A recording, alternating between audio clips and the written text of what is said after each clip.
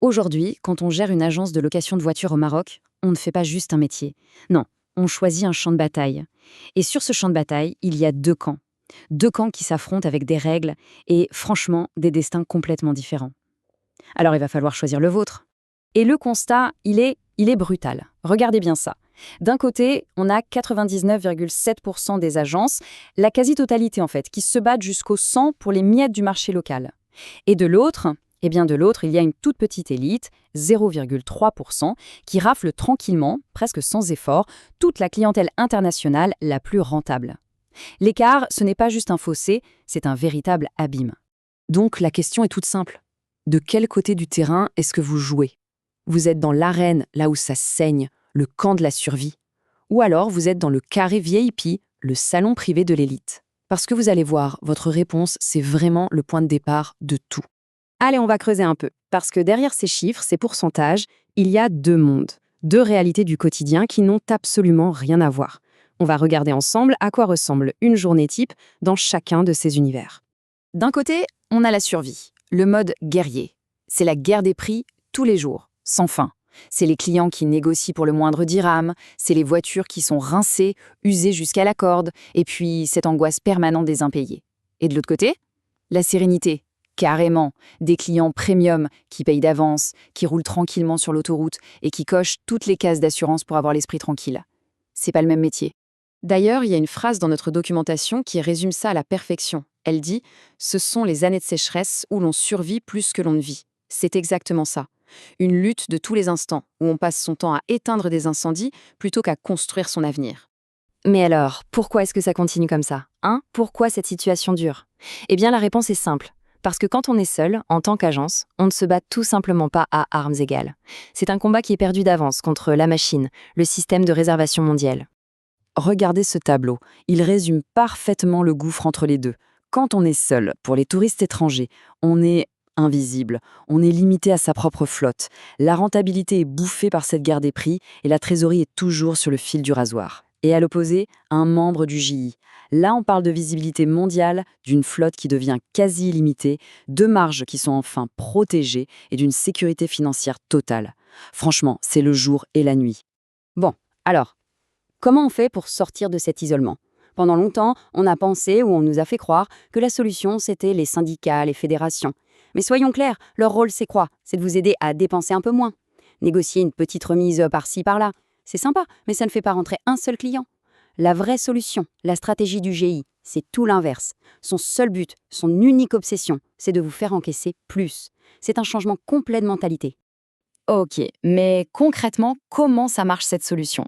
Alors là, il faut oublier l'idée d'un simple groupement d'agences. Non. Le GIE, c'est bien plus que ça. C'est une véritable machine à vendre, une machine de guerre commerciale pensée pour une seule et unique chose, retourner les règles du jeu à votre avantage. Alors, un GI, qu'est-ce que c'est dans notre cas?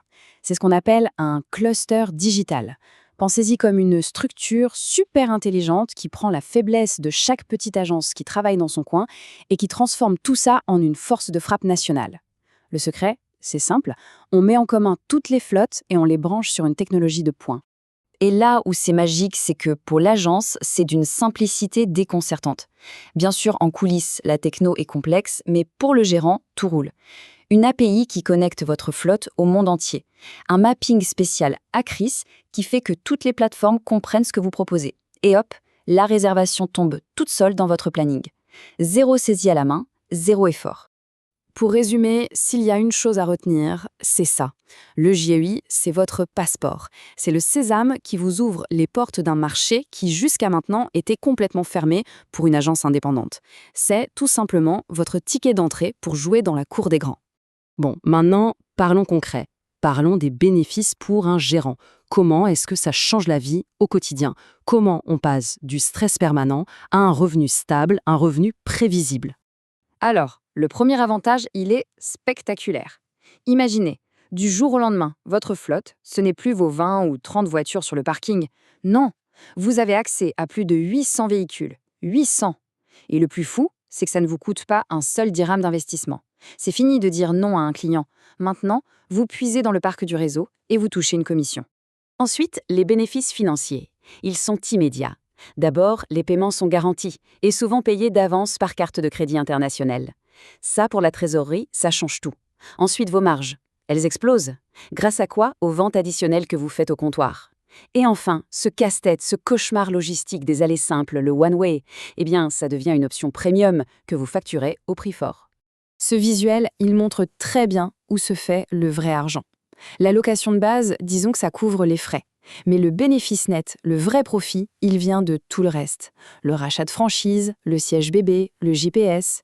Et la bonne nouvelle, c'est que cette clientèle internationale, elle est bien plus disposée à prendre ces options. Pourquoi? Pour avoir la paix, pour la tranquillité d'esprit. Mais ça ne s'arrête pas à l'argent, c'est aussi votre capital, vos voitures que vous protégez. On estime que vos véhicules peuvent durer 2 fois plus longtemps. Pourquoi? Parce qu'ils sont conduits par des gens plus soigneux. Et en plus de ça, vous bénéficiez instantanément du prestige, de la crédibilité d'une grande marque mondiale. Et le plus important peut-être, vous n'êtes plus jamais seul face aux géants du secteur. On arrive donc à la conclusion logique de tout ça. Et vous voyez, ce n'est pas juste une petite décision de gestion. Non!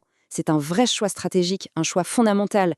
C'est le choix entre la survie et l'élite. Il faut bien comprendre que la réalité du marché, elle a complètement changé. Le touriste qui a de l'argent, il a un réflexe. Il sort son téléphone et il va sur les grandes plateformes qu'il connaît, Booking, Expedia, etc. Il ne va plus chercher sur Google une petite agence locale au hasard. Et la conclusion, elle est sans appel. Si vous n'êtes pas sur ces plateformes, eh bien pour ce type de client, vous n'existez pas. C'est aussi simple que ça. Et c'est là que la notion d'urgence devient cruciale. Ce modèle, le JOI, il est exclusif. C'est fait exprès pour protéger la rentabilité des membres. Ça veut dire quoi? Ça veut dire qu'il n'y a que quelques places disponibles par grand aéroport.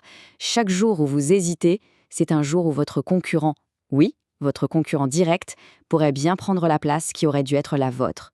Au final, tout se résume à une seule question. Et le choix est, en fait, assez simple.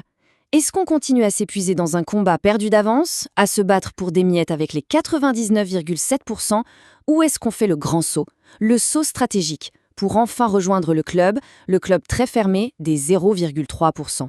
Ceux qui jouent avec des règles différentes et surtout pour des récompenses infiniment plus grandes.